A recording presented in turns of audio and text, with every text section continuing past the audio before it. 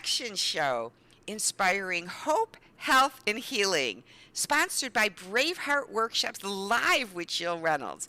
And joining me today is my good friend, Prynce Michael. How are you today, Prynce? I am fabulous. How are you, my dear? Wonderful. I just love, love, love your energy and your smile. Why, thank you, dear. Why, thank you, dear. Oh, thank you. I'm just grateful to be here. So I'm always grateful. Uh, well, I'd like the audience to know just a little tidbit about you. So, Prince is one of the most vivacious speakers you will ever hear. He is the host of the new TV show, The Chat, that started airing in the fall of 2021, as well as the author of the book No Time Like the Present and the corporate CEO of Prynce Michael Enterprises. From homeless, being on public assistance, to becoming an entrepreneur. Prince's transparency and charismatic coaching have influenced audiences worldwide. And so, Prince, I would love to have you share with the audience a little bit more about you. On the Connection Show, we're all about connecting the dots of someone's life from childhood to how those dots led them into the magnificent human beings they are today. So, if you'll take us on a snapshot, and I say a snapshot because I want to whet people's appetite because you're going to be speaking shortly at an event. So, I don't want to tell them your whole story. So, take us on a snapshot of your childhood and how that led you to the magnificent man you've become today. Oh, awesome, awesome. Well, it all started back in 1655. Uh,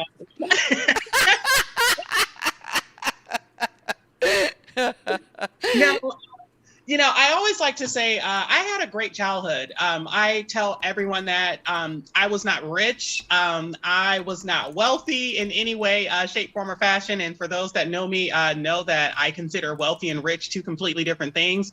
But one of the things that we were rich in love.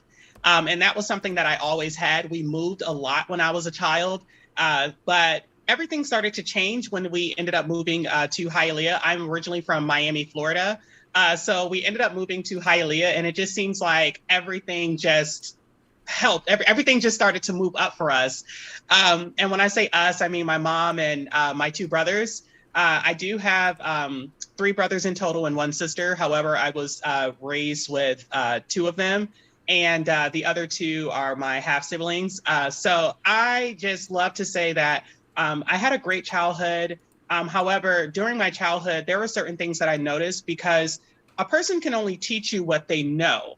And a person can only coach you so far. It's almost as though if you are on a football team, a coach can coach you, but so far. They can only take you as far as they have gone. But once it's time for you to grow past that, then what are you supposed to do afterwards?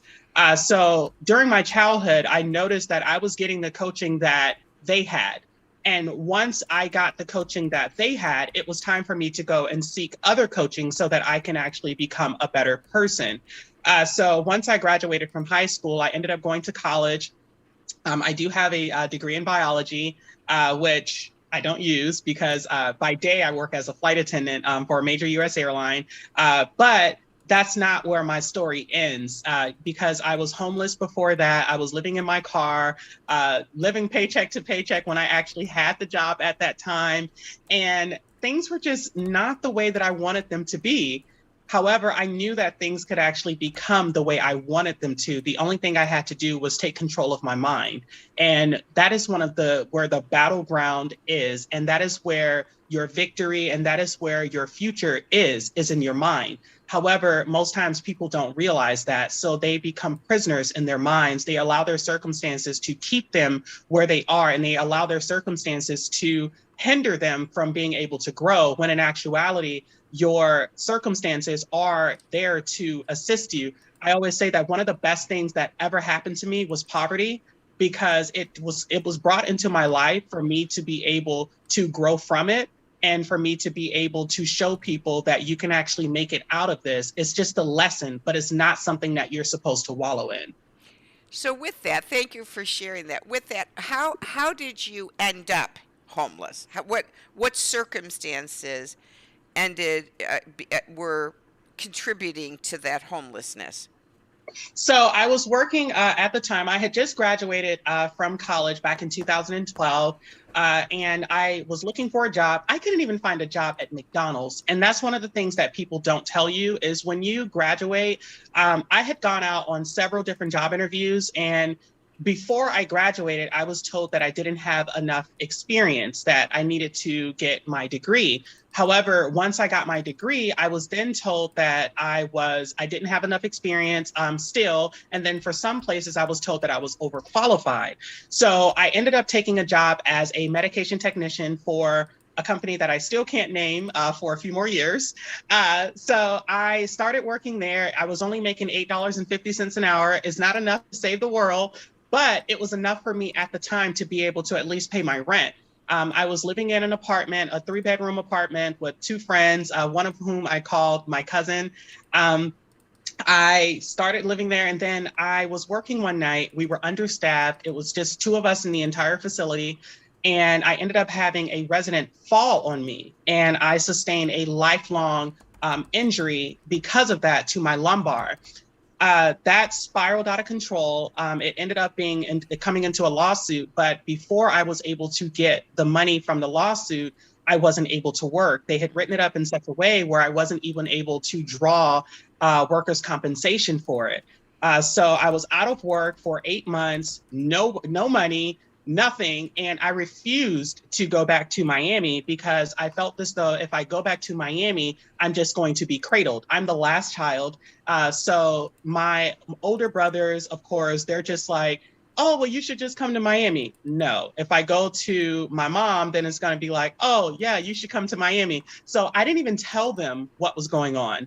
I just kept it to myself. Wow. And one of my best friends, whom I've had since 9th grade, her name is Dr. Hill now, and she was sending me money. She would send me like $100 every time she got paid. And that actually helped me to get through. But one thing that it did was it lit a fire under me, because I started to read more. And I understood at that point that I had an entrepreneurial spirit, because I was going out and I said, you know what? Well, what do I know how to do in order for me to be able to still generate some type of income? And I knew how to do makeup. So I would go and I would say, hey, I'll do your face for $40. Hey, I'll do this, So I was finding ways to be able to sustain myself. It wasn't a whole lot of money, but at least I could find something for me to do in order for me to be able to have some type of cash in my pocket. Mm-hmm. So you really learned how to survive. You're a survivor. Yes. And But, go ahead. and you know what I love about what you shared is I was a single, never married mom for 17 years raising my son. And I remember hearing a Christian psychologist say that when your children turn 18, you should gently move them out of your house and let them be independent, because when you coddle your kids after 18, they never learn how to be self-sufficient. So kudos to you that you didn't go back home to be coddled, and you said, hey, and I remember myself, Prynce, on my 18th birthday, for a reason of abuse more than anything. On my 18th birthday, the day of it, I packed my clothes with $25, no idea where I was going, but surely never to return. And it was one of the best things I ever did, because I always say I'm educated from the highway. I ended up in the 70s hitchhiking and just finding my own way. And I've always been self-sufficient. Even when I was a single mom, I raised my son and never had child support, and did it on my own. And so kudos to you of surviving the way you did. But honestly, Jill, I learned how to survive at a very young age, though, because just like I said, we moved a lot when I was a kid. We were on government assistance. So I learned how to survive at a very early age. And I honestly say that's one of the good things about poverty, Poverty comes to teach you. It doesn't come for it to just for you to wallow in it. And I always say that, like, I found different programs in Daytona that were able to help me to pay the water, that were able to pay the electric bill. And I contribute that to my upbringing, because had I not seen that when I was a kid, I would not have known to do that in my own time when it was time for me to do it. I wouldn't have known how to go and get, food stamps and things like that. Because I remember I was in college and there was a guy, I won't say his name, but there was a guy, he was from Baltimore, and I told him about food stamps, and he was just like, "What is that?" He had never heard of it.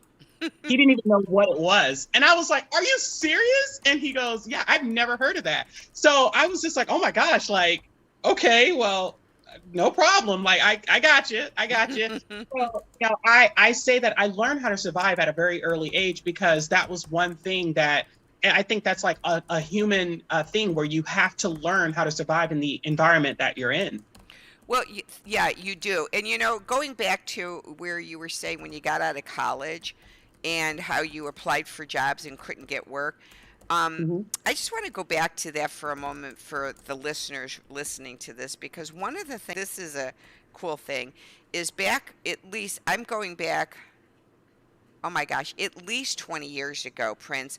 I had a friend of mine who made, So 20 years ago, I'm sorry to interject. So 20 years ago, you were 5? oh Okay. yeah.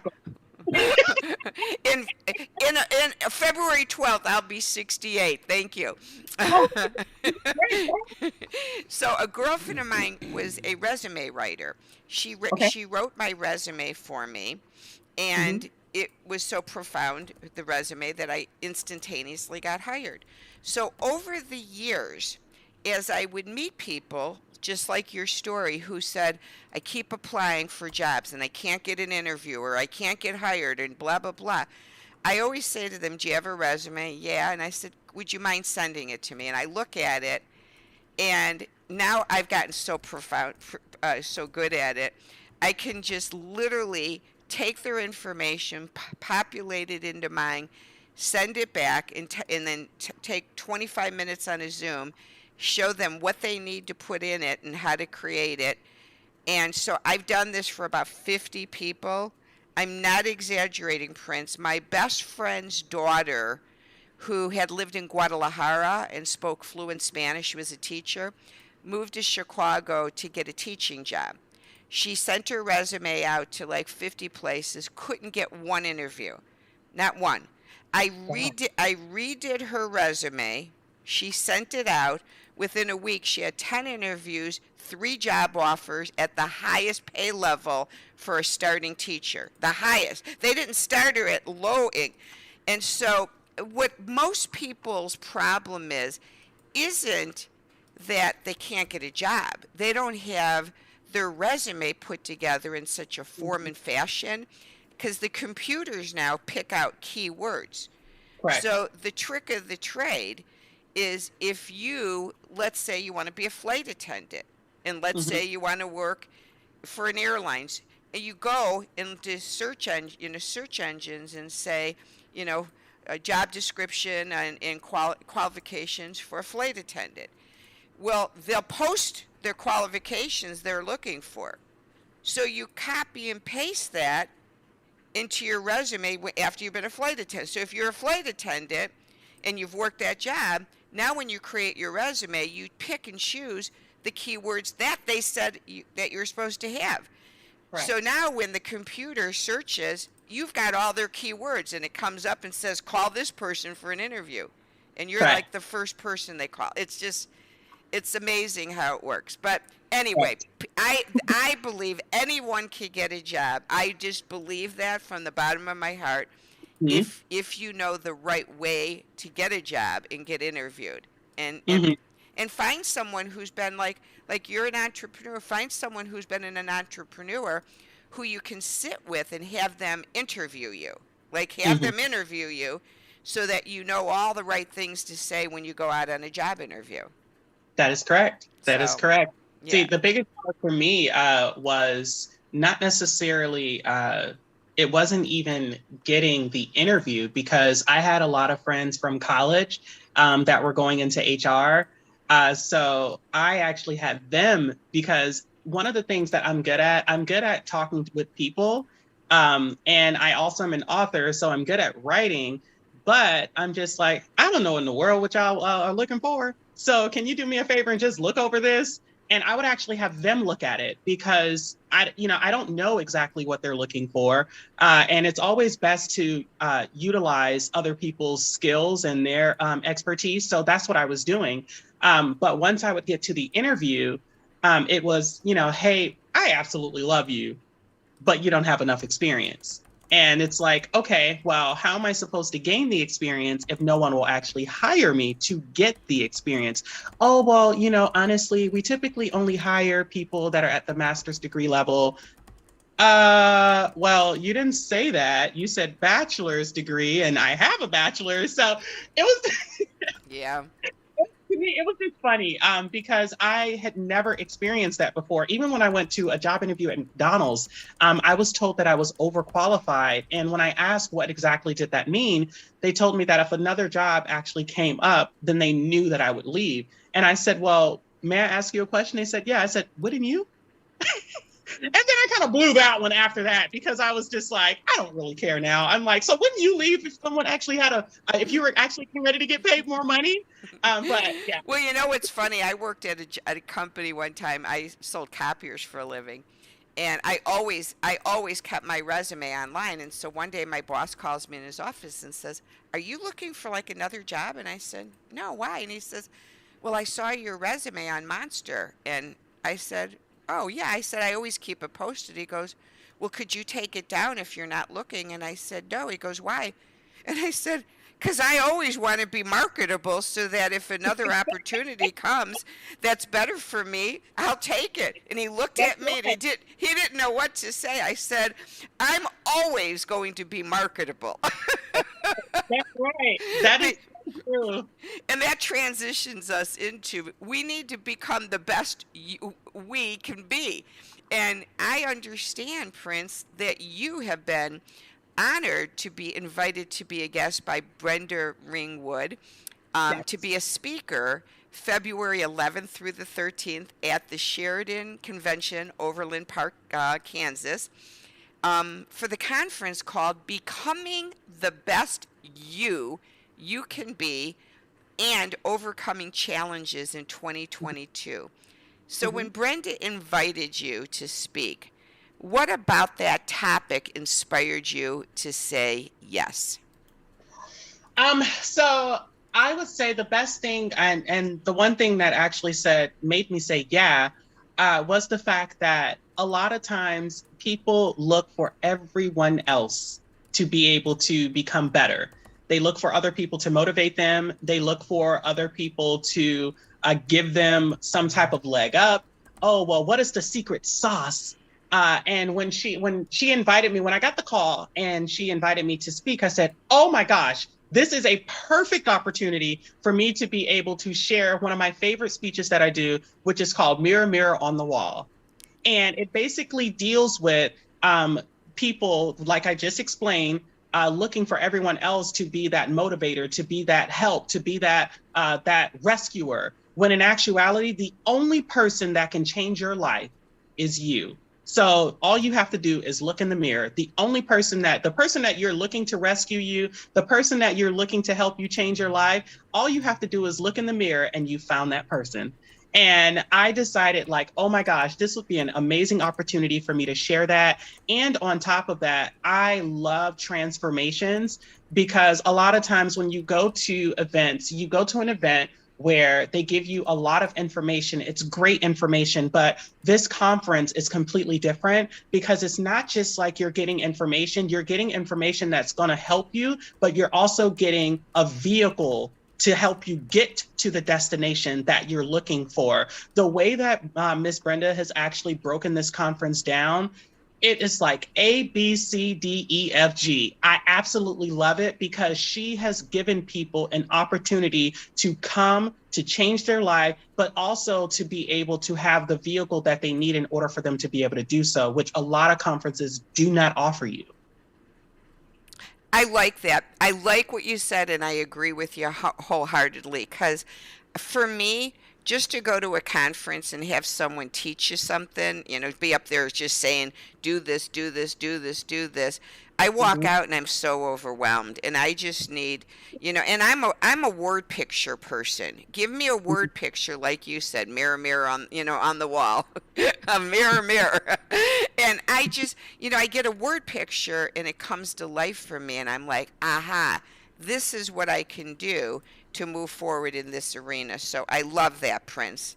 And Mhm. I can't wait to meet you in person as well, because I'm going to Yes. be, and we're going to celebrate my birthday, and we're going to celebrate Super Bowl Sunday, and for those of you who love, we're celebrating Valentine's weekend. So if you're in a relationship and want to come with your loved one to celebrate Valentine's Day together, what a wonderful time for a getaway experience.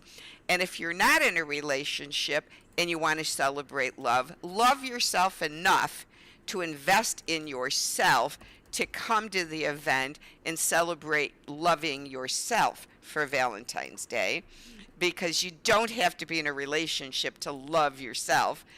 So And true. it will just be so much fun to be together. And if for some reason you can't come to Overland Park, Kansas, this is going to be a hybrid event, so you can get a ticket for only $49 to watch this event virtually. So anyone in the entire world can come to this event and learn how to become the best you can be.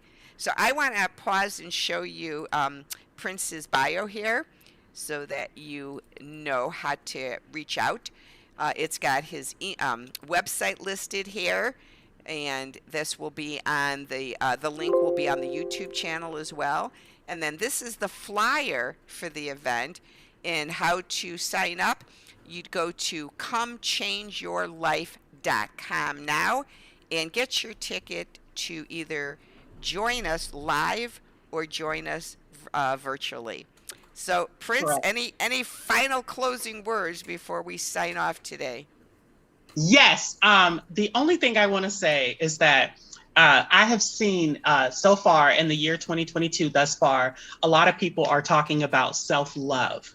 Everyone is talking about self love. And I've seen a lot of posts that are saying new year, new me, which it's very cliche because it is the beginning of the year. And a lot of people often say that new year, new me. However, if you do not have a plan to be able to better yourself, and self love is more than just treating yourself to a massage. It's more than just treating yourself to get your nails done. It's also making sure that you clean out the clutter that's in your mind. It's also making sure that you put something new in your mind. So if you want something new, if you want something better, then you have to do something different. Albert Einstein said that insanity is doing the same thing over and over and expecting a different result. So, therefore, if you want a different result, if you want a different life, if you want something better, if you want to move into a different atmosphere, then you yourself have to do something different. So, come and see me and all my fabulousness and all my other friends that are speaking and all their fabulousness, and let us pour into you what we have studied and what we have trained and what we have, all of our experiences rolled into one. Let us pour that into you to be able to help you one on one. I love your energy. You have to come just to meet Prince, because if you don't, you're really missing out. Because this is one person you want to hang out to, and on Saturday night we're having a black tie dance party with Yes. DJ Mike. So I bet you Prince has a couple of good moves on the dance floor. I just have this feeling that Prince has some moves. And you know what? I have to end this, because you know what, Prince? My first roommate, when I told you I left home at 18 years old and I didn't know where I was going, guess who my first roommates were? I ended up meeting them on the street. So this is kind of funny. My first roommate, I moved in a house with about a 6'4" black, big built black male probation officer.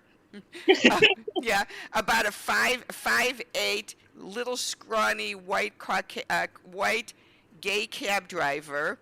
And then my girlfriend Kathy was a Playboy bunny at the Chicago Playboy Club. And we knew we met a whole bunch of rock and roll stars. So when we had parties, we had blacks, gays, bunnies, and rock and roll stars. so I had to say that to you because everyone said I danced like a soul sister. Oh, now come on, Miss Jill. I do. So we'll get down together, Prince. I can't see you on the dance floor, Miss Jill. Oh yeah, I get down. I get down. Well, thanks for joining us, everyone. It's wonderful to laugh. We have to have laughter in this world and connect in joy. So, signing off from Branson, Missouri, and joining me today was Prince. We look forward to seeing you February 11th, 11th through the 13th. Thanks again, Prince. God bless you. God bless you as well. Mwah.